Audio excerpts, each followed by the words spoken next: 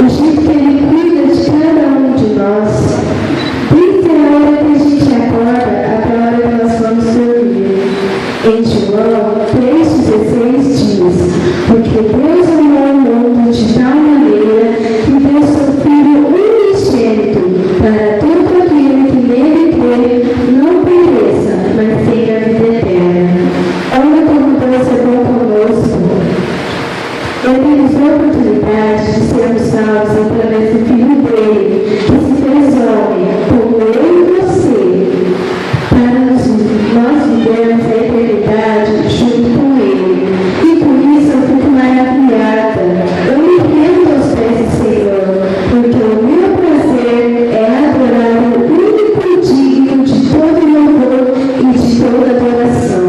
E eu digo para vocês, meus irmãos, olhe sempre para a cruz, olhe sempre para Jesus, que Ele seja o único alvo de suas vidas e nunca desista do seu chamado.